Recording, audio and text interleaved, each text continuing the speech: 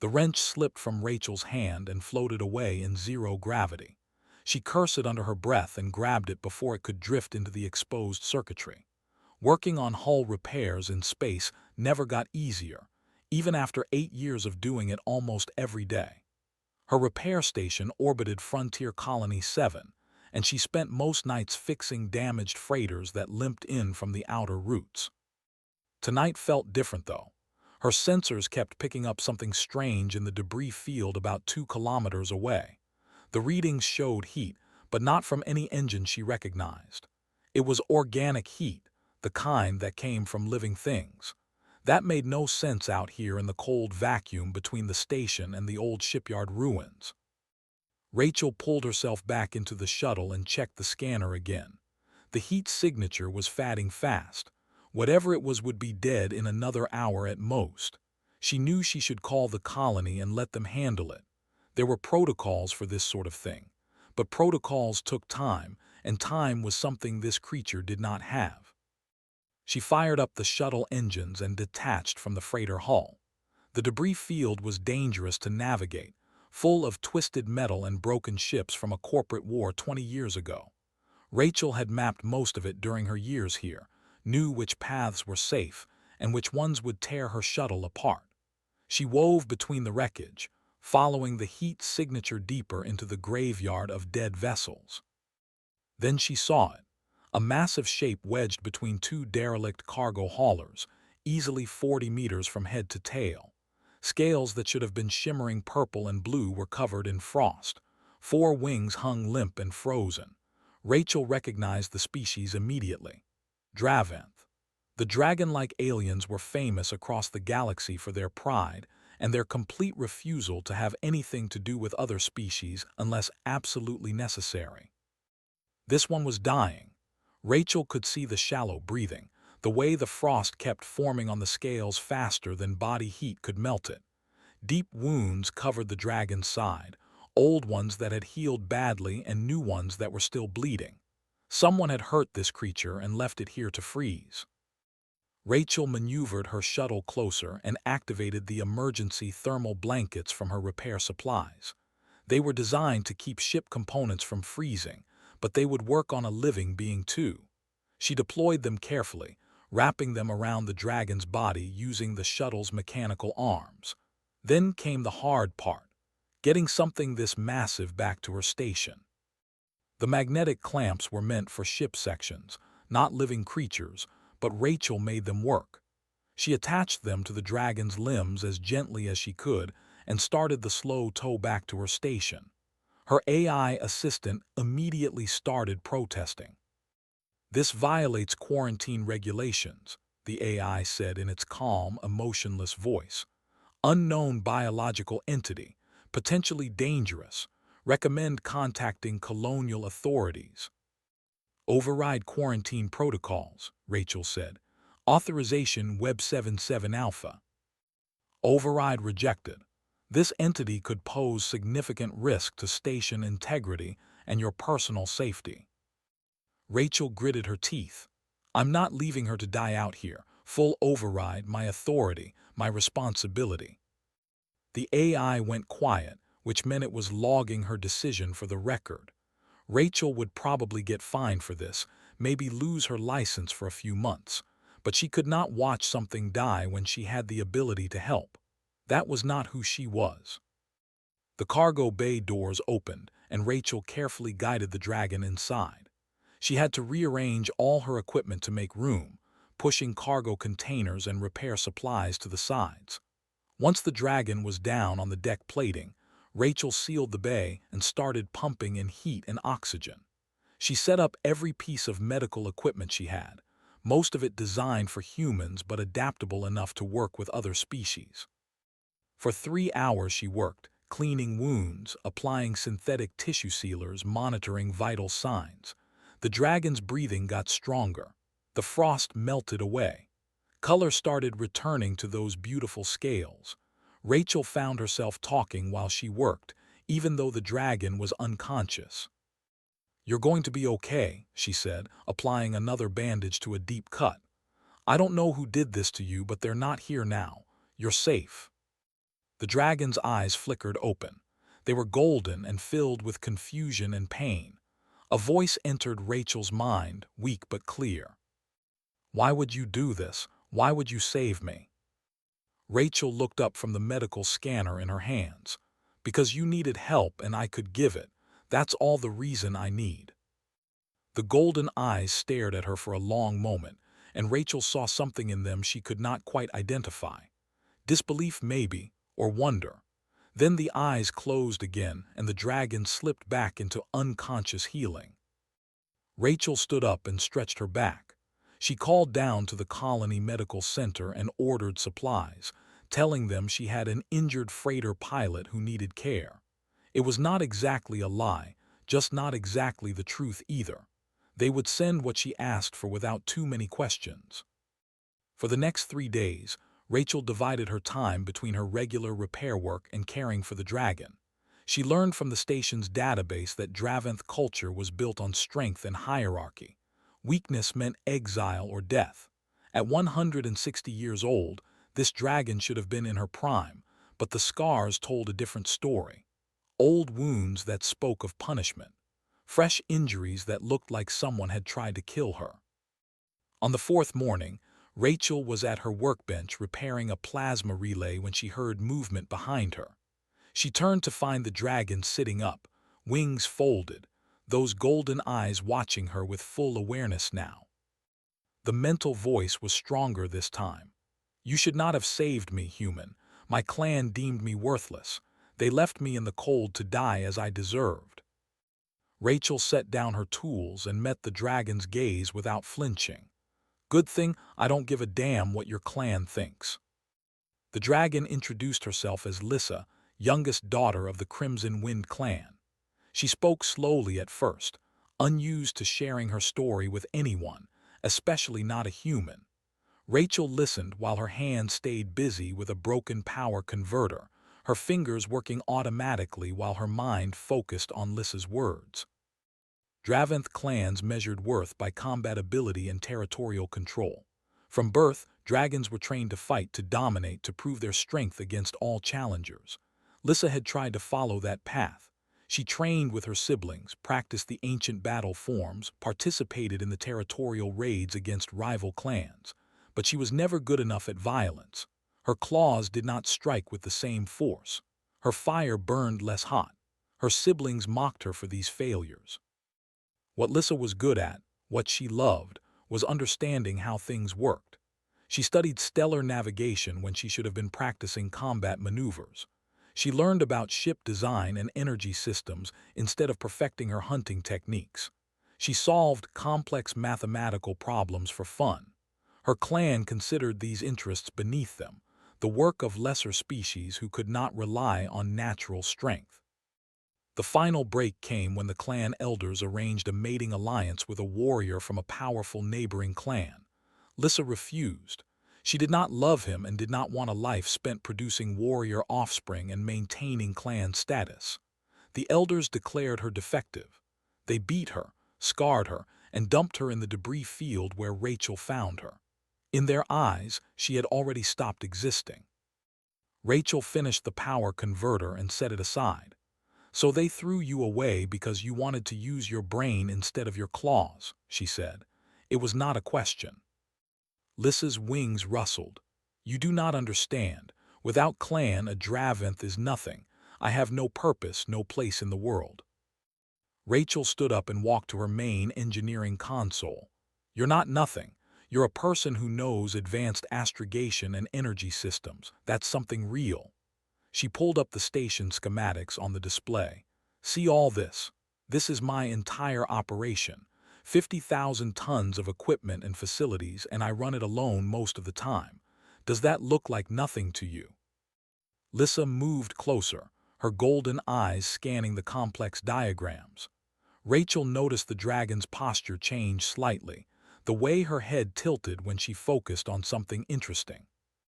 "I have been having trouble with the coolant flow in Sector 7, Rachel said, pointing to a specific system. "Keeps backing up and causing temperature spikes.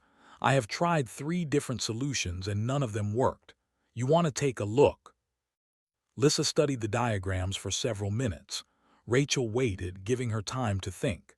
Finally, Lissa's mental voice spoke. The problem is not in Sector 7. Your coolant recycler in Sector 5 has a harmonic resonance that creates pressure fluctuations. If you adjust the pump frequency by 8%, the resonance will stop. Rachel immediately pulled up the Sector 5 systems. She had not even considered that area because it was not showing any error codes. She made the adjustment Lissa suggested and watched the data streams. The temperature spikes in Sector 7 disappeared completely. "It worked," Rachel said, genuine surprise in her voice.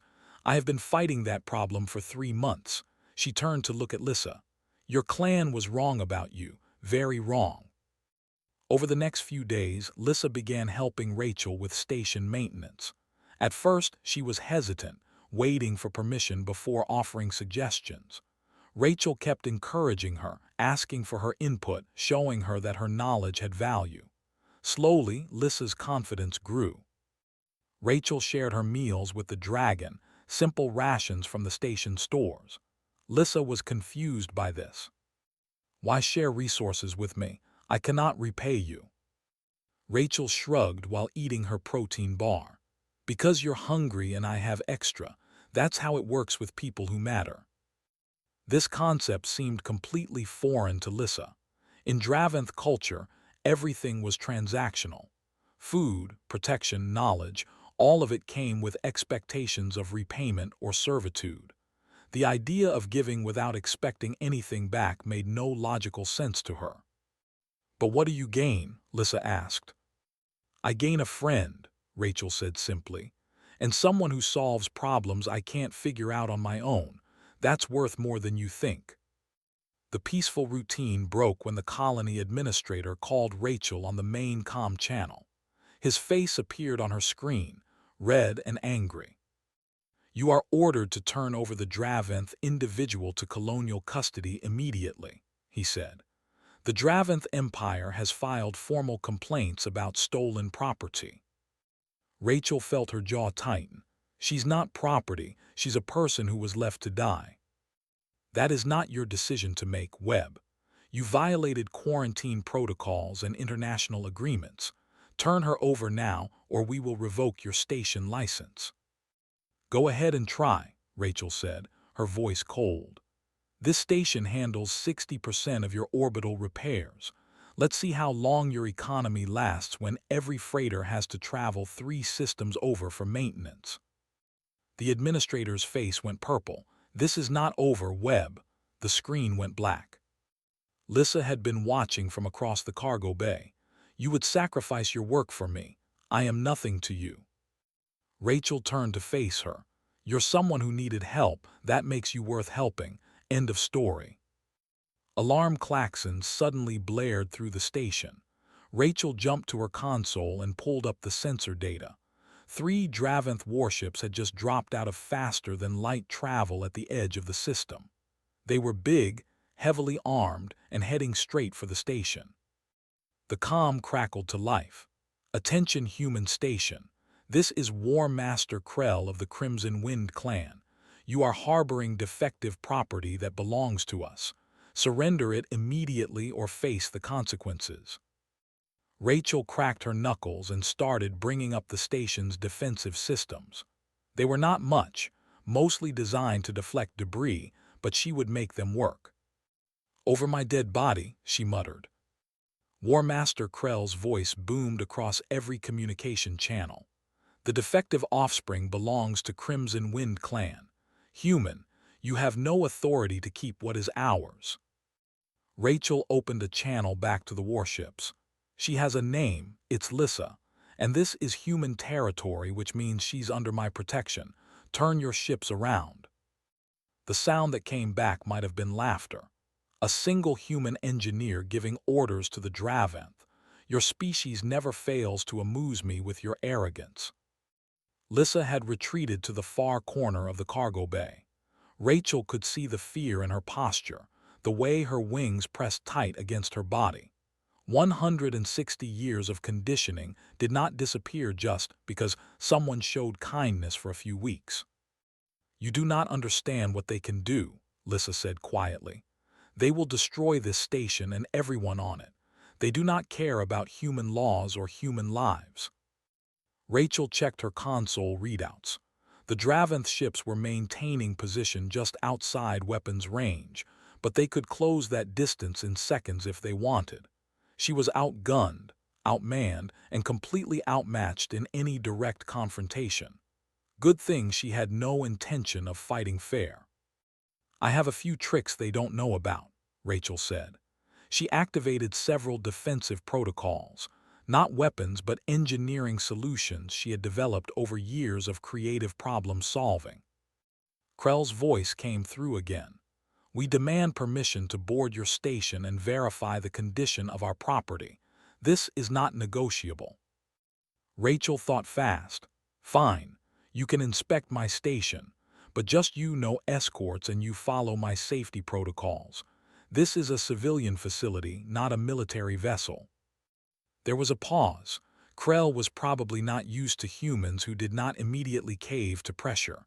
"Acceptable. I will board alone." 30 minutes later, the War Master entered the cargo bay through the airlock. He was enormous, nearly twice Lissa's size, with dark red scales and scars covering his body like badges of honor. His eyes swept the bay with contempt until they landed on Lissa.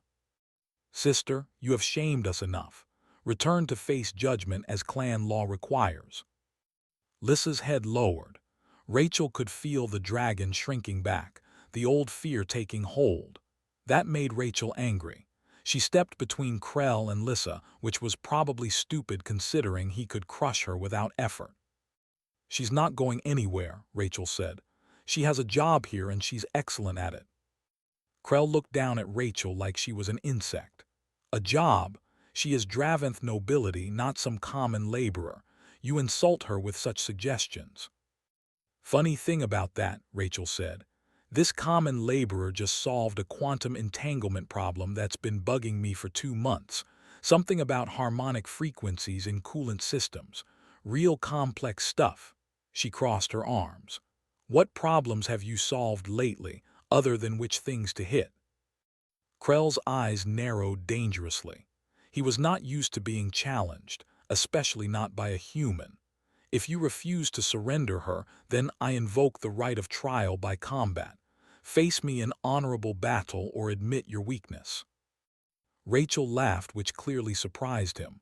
"I'm an engineer, not a fighter, but sure, I'll take your challenge, just not your kind of challenge." "Explain yourself, human." Rachel pointed toward the lower levels of the station. "Down there is a damaged fusion reactor. Been offline for 6 months because I haven't had time to fix it. 3 hours. Whoever gets that reactor running first wins. You get your combat, I get my terms." Krell's expression showed pure offense. "I am a warrior, not a technician. This is beneath me." "Exactly my point," Rachel said. "You want to prove Draventh's superiority. Prove it where it actually matters. Prove you're not just good at breaking things but at building them too." The War Master's pride would not let him refuse. To walk away would be to admit that a human had bested him in front of witnesses. "Very well. I accept your foolish challenge. Prepare to be humbled." Rachel and Lissa headed down to the reactor level together. Rachel pulled up the schematics and damage reports, laying out all the information clearly. Lissa's expertise in energy systems made her the perfect partner for this work. "You know this stuff better than I do," Rachel said. "Trust yourself, trust what you know." Lissa hesitated. "What if I make a mistake? What if I cost you this challenge?" "Then we fix the mistake together," Rachel said. "That's how partnership works."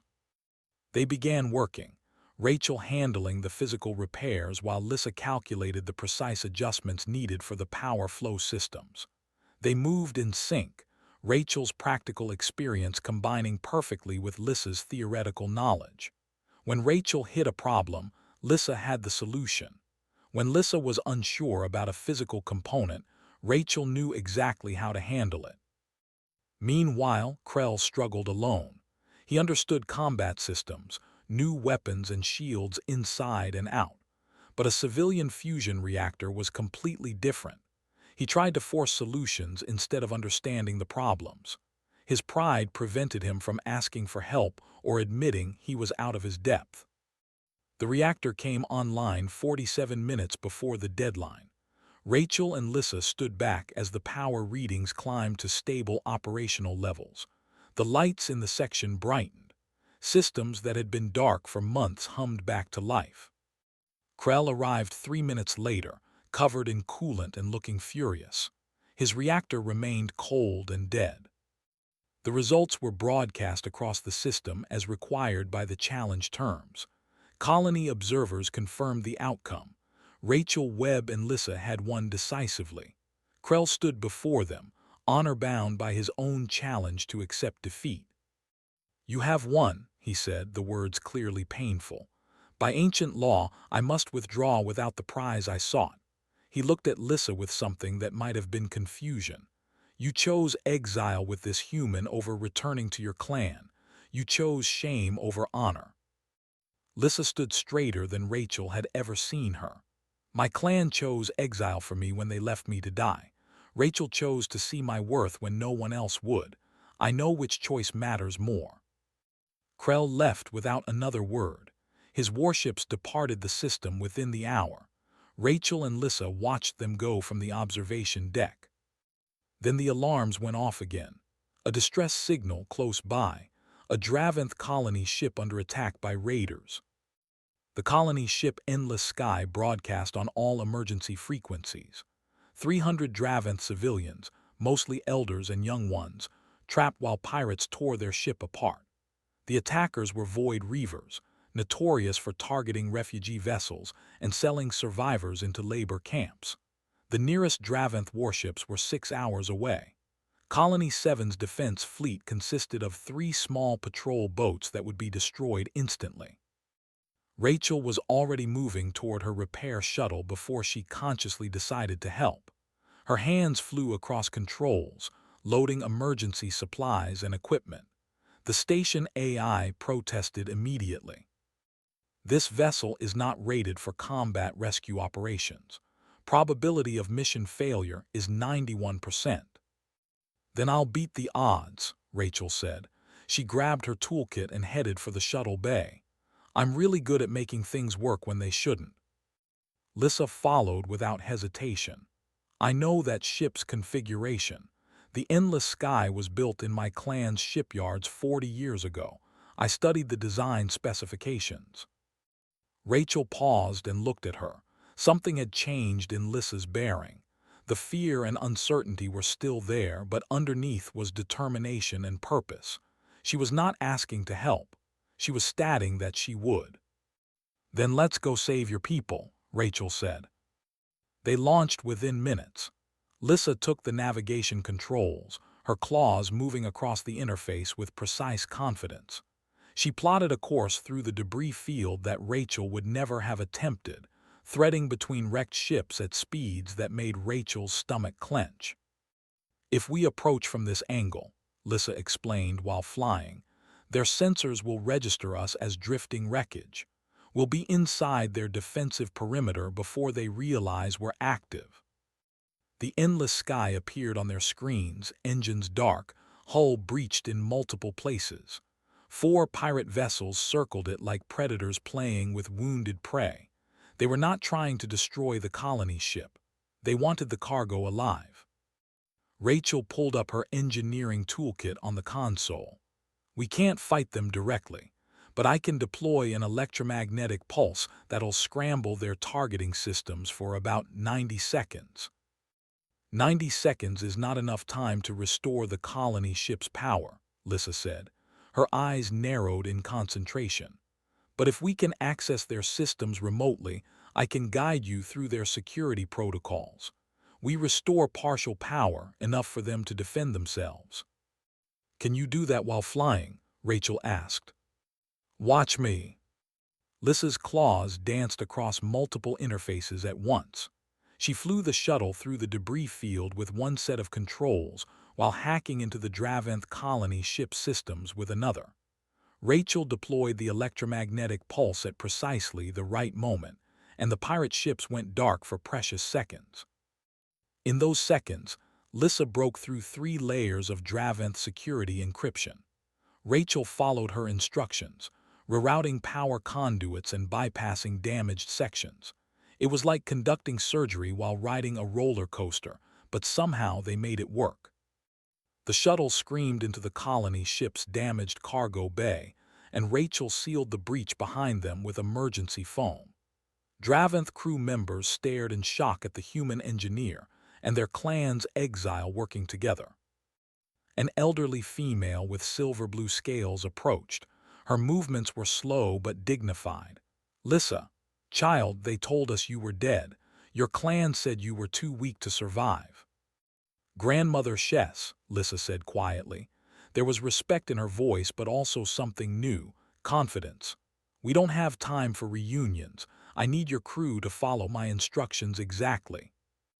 A younger male stepped forward, challenge in his posture. "We do not take orders from exiles. Your opinion has no value here." Rachel stepped between them. "Then take orders from me. I'm the one who's going to keep you alive. Lissa knows what she's doing, which is more than I can say for any of you right now. Listen to her or die. Your choice."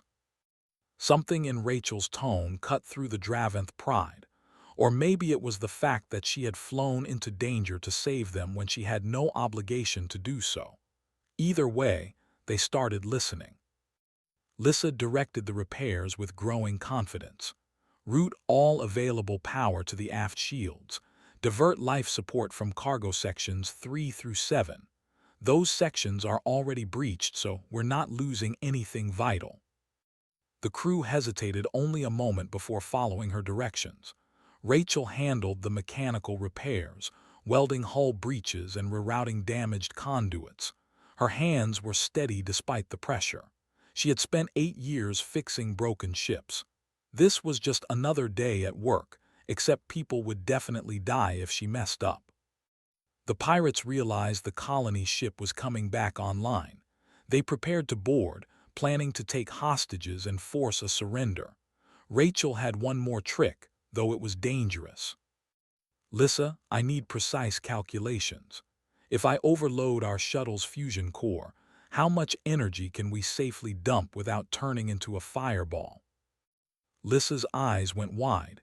"You want to fake a weapons discharge?"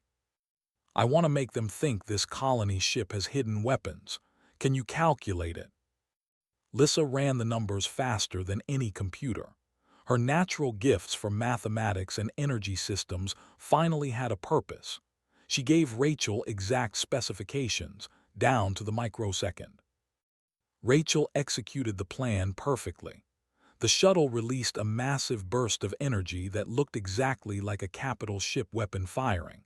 She broadcast on all channels, her voice full of confidence she did not entirely feel. "This is just the warning shot. Want to see what the main guns do?" The pirates hesitated.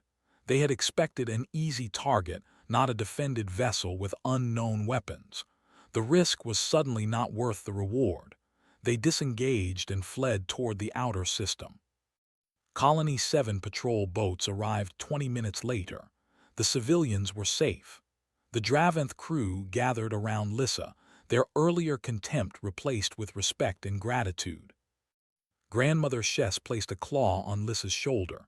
"Your clan said you were too weak to survive. They were wrong about you." Rachel watched from nearby, seeing Lissa stand taller, speak with confidence, accept praise she had earned. This was who Lissa had always been inside, just waiting for someone to give her a chance. Back at the station, an official transmission arrived from the Draventh Imperial Council. They wanted to meet with both Rachel and Lissa. The situation had become politically complicated. The Imperial Council's invitation was formal and impossible to refuse. They wanted Rachel and Lissa to attend a hearing on Draventh Prime to discuss exile protocols and human relations. Rachel knew political language when she heard it. This was about saving face, not about justice. "They ignored you for years," Rachel said while packing supplies for the trip. "Now suddenly they want a meeting. Something's not right." Lissa helped secure the cargo in their transport vessel. Part of me still wants their approval. I know that's foolish after everything, but the feeling remains. Rachel understood. Breaking free from years of conditioning took more than just physical distance. You don't owe them anything. Remember that. The journey to Draventh Prime took 3 days aboard a human diplomatic vessel. Rachel noticed Lissa growing quieter as they approached the home world. Old insecurities crept back in, visible in the way her wings stayed pressed tight against her body. The capital city was breathtaking. Crystal towers reached into the purple sky, and dragons soared between them in elaborate patterns. Lissa had not been here in 60 years, not since her exile. The memories flooded back, and not good ones. "This is where they broke me," she said quietly as their ship descended toward the landing platform. "This is where they told me I had no value." Rachel squeezed her shoulder gently. "They were wrong then. They're still wrong now. Nothing that happens in this hearing changes what you've accomplished." The council chamber was enormous and designed to make visitors feel small. Clan leaders filled the viewing galleries, hundreds of dragons watching from elevated positions. Lissa's clan occupied a prominent section. Krell sat among them, his expression unreadable.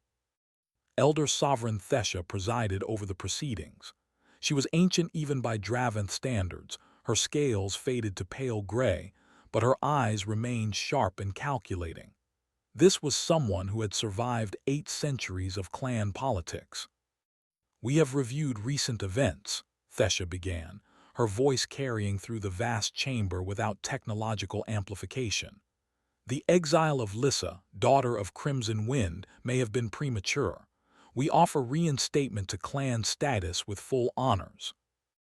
Rachel felt Lissa tense beside her. This was what she had wanted, what she thought she needed, but Thesha continued. "You will return to Draventh Prime and serve in the Imperial Engineering Corps.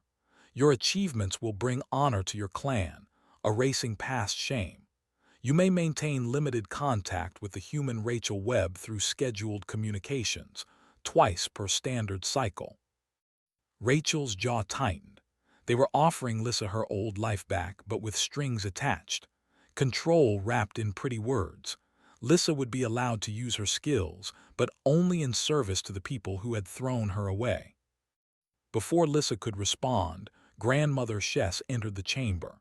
She had brought 50 survivors from the endless sky, dragons that Lissa had helped save. They arranged themselves before the council, their presence a silent testimony. One by one, they spoke. They described Lissa's quick thinking, her expertise, her courage under pressure. They talked about how she had commanded repairs with confidence while their own crew had frozen in panic. They asked how someone so capable could ever have been deemed defective. "She saved my grandchildren," one elderly male said. "Is this your definition of worthless?" The council could not ignore this testimony.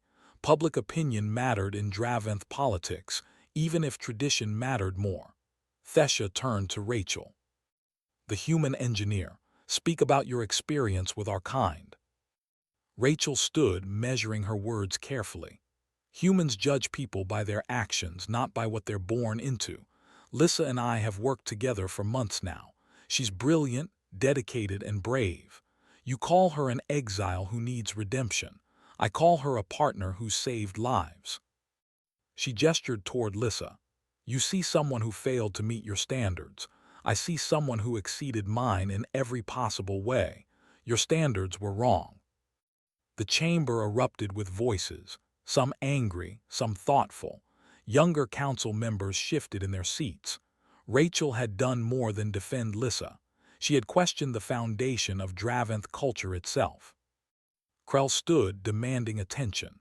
She abandoned her clan and chose a human over her own blood. This is betrayal, not strength. Rachel met his gaze without flinching.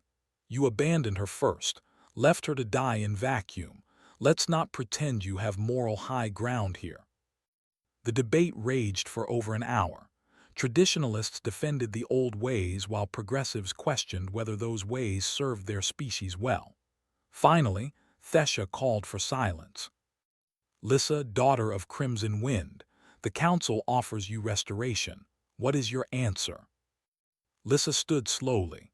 Rachel could see her gathering courage, fighting against a lifetime of being told she was not enough. When she spoke, her mental voice projected to every dragon in the chamber. You want me to return so you can claim credit for my accomplishments. But these accomplishments happened because someone believed in me when no one else would. She looked at Rachel. She did not save me because of duty or politics. She saved me because she saw someone who needed help. That was enough reason for her. Lissa's voice grew stronger. Rachel taught me that my worth is not determined by combat ability or clan approval. I am valuable because of what I can create, what I can build, who I can help. You had 160 years to see that. You failed. The chamber fell silent. No Draventh in recorded history had ever refused restoration. I decline your offer, Lissa said. I choose to remain with Rachel Webb as her partner and colleague. That is my decision. Rachel stood beside her. The partnership is mutual. You had 160 years to see her value. You failed. That's on you. Thesha's expression revealed nothing. So be it. The council acknowledges your choice. There was respect in her tone, carefully hidden but present. As they left the chamber, several young Draventh approached Lissa privately. They spoke of feeling trapped by expectations, of having interests their clans dismissed. Lissa's choice had shown them another path was possible. Seeds of change, small but growing. Then the emergency transmission arrived. Colony 7 under attack. Pirates had returned with reinforcements, targeting Rachel's station specifically. Everything she had built was in danger. Rachel pushed their ship's engines far beyond safe operational limits. Warning lights flashed across every console, but she ignored them all. They were still 18 hours from Colony 7, and every minute felt like an eternity. Distress signals flooded through the communication channels, painting a desperate picture. 6 Void Reaver capital ships surrounded the station. Dozens of fighters swarmed like angry insects. Colony 7's small patrol fleet was scattered and overwhelmed. Rachel's repair station, her home for 8 years, was taking concentrated fire. The shields were already down to 15%. The pirate commander broadcast on all frequencies. The human engineer who humiliated us will watch everything she built burn to nothing. This is the price of interference. Lissa monitored the tactical displays, her claws moving rapidly across multiple screens. They are concentrating fire on the station's main power core. If that explodes, the entire structure will be destroyed. Rachel's mind raced through possibilities. Their diplomatic ship had no weapons. Even if it did, they were 2 against an entire fleet. But she had spent 8 years learning every detail of the space around Colony 7. She knew things the pirates did not. Remember when we mapped all the debris fields? Rachel asked suddenly. Lissa understood immediately. We can use gravitational mechanics to redirect debris into their flight paths. They began calculating trajectories for hundreds of pieces of space junk orbiting the station. Old hull plates, broken equipment, defunct satellites, all the garbage that accumulated around any long-term orbital facility. Individually, each piece was harmless, but moving at orbital velocities and aimed precisely, they became weapons. We don't need to destroy them, Rachel said while programming the initial calculations.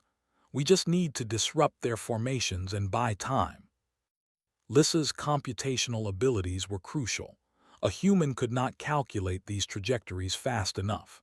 Draventh brains processed mathematical relationships at incredible speed when properly trained. Lissa had that training, even if her clan never valued it.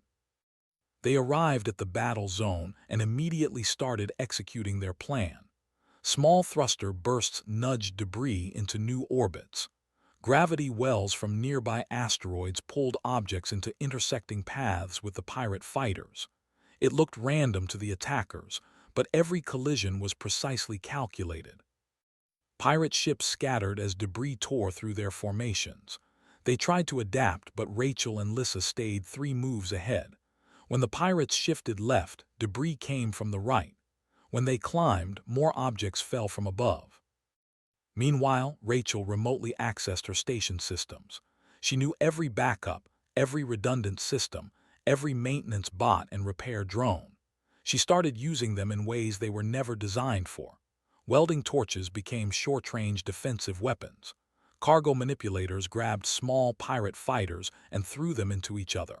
Even the station's simple warning lights became tactical tools, blinding enemy sensors with rapid strobing. Lissa hacked into the pirates' communication network. Her knowledge of navigation systems included signal processing and encryption protocols. She fed them false information, making phantom ships appear on their sensors. The pirates thought reinforcements were arriving and began second-guessing their attack.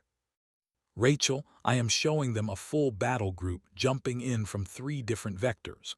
They cannot verify it is false without breaking formation. The pirates' coordination collapsed. Some ships moved to intercept the phantom reinforcements. Others stayed on target but lost their synchronized firing patterns. The pressure on the station eased slightly, giving the shields precious seconds to regenerate. Then real reinforcements arrived. 3 Draventh warships, including Grandmother Shess commanding from the endless sky.